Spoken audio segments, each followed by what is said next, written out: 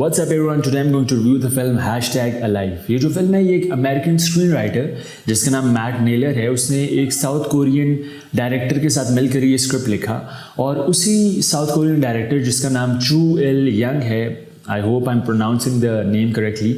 He directed this film और ये एक south Korean zombie apocalypse film है। इस फिल्म का जो बेसिक प्रेमिस है, बेसिक आइडिया है, वो एक यंग गेमर बॉय के बारे में है। वो अपने अपार्टमेंट में फंस जाता है जब उसे पता चलता है कि एक कोरिया में वायरस आ गया ऐसा जिसकी वजह से लोग ज़ॉम्बीज़ में कन्वर्ट हो गए हैं और वो अब अपने अपार्टमेंट में अकेला है और उसके पास सप्लाईज बहुत कम है, खाने पीने की चीज़ें बहुत कम है, पीने की चीज़ें बहुत कम है and he is just alone in his apartment क्योंकि उसकी फैमिली भी इस वक्त उसके पास नहीं है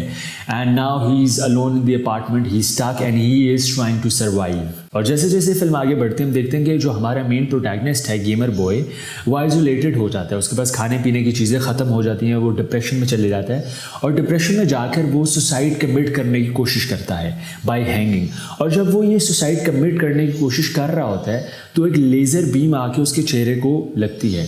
और उसे रियलाइज़ होता है कि मेरे अलावा भी कोई ज़िंदा है। तो वो एकदम इस रियलाइजेशन की वजह से वो अपनी बालकनी में जहाँ से वो लेज़र बीम आ रही होती है वहाँ जाता है और देखता है कि उसकी बिल्डिंग के ऑपोजिट जो बिल्डिंग है वहाँ पे एक अपार्टमेंट है और उसमें एक यंग लड़की है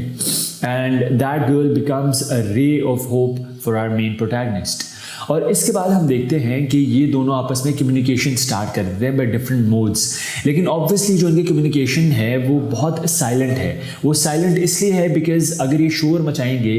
तो ज़ॉम्बीज़ इनकी तरफ अट्रैक्ट हो जाएंगे, तो they are trying to communicate each other in a very silent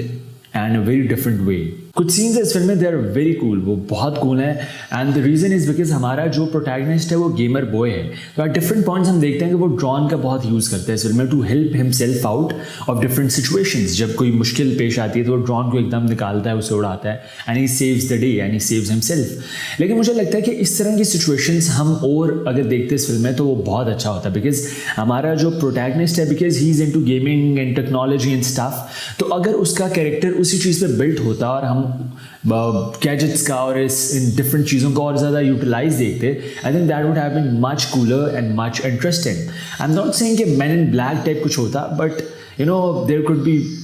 different things which he could have done in the film to make it more character driven as well. And उसका जो character है I think उस पर ज़्यादा work होना चाहिए था और अगर उस पर ज़्यादा वर्क होता, उस पर ज़्यादा काम किया जाता है इसके कैरेक्टर पे, I think it would have been much cooler and a much deeper character. जो फिल्म की डायरेक्शन है वो अच्छी है लेकिन एट पॉइंट्स कुछ सर्टन पॉइंट्स पे कमज़ोर है। जो फिल्म की राइटिंग है I think it's a bit weak, लेकिन जो फिल्म का आइडिया है कि दो लोग हैं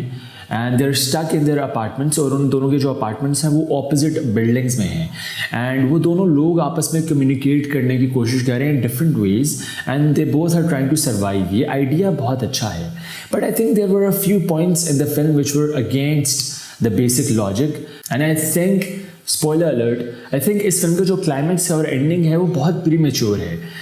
इस फिल्म के क्लाइमैक्स को और एंडिंग को आई think it should not have been the way it was, ऐसे बिल्कुल नहीं होना चाहिए था। और अगर इस फिल्म का क्लाइमैक्स और इस फिल्म की एंडिंग अच्छी होती, I think it could have easily been one of the coolest zombie apocalypse films. But I think South Korean cinema जो है वो बहुत ज़बरदस्त सिनेमा है, उनकी फिल्म्स बहुत डिफरेंट हैं, उनके आइडियाज़ बहुत यूनिक है and I am really happy कि साउथ कोरियन सिनेमा को, साउथ कोरियन फिल्म्स को वो अटेंशन मिल रही है जो वो डिज़र्व करते थे। Their films are getting noticed and getting good distribution throughout all platforms. Ultimately, #Alive is not one of the best zombie films ever, लेकिन मुझे लगता है कि ये बहुत अच्छी हो सकती थी। लेकिन it's a different film और ये एक ऐसी फिल्म है जो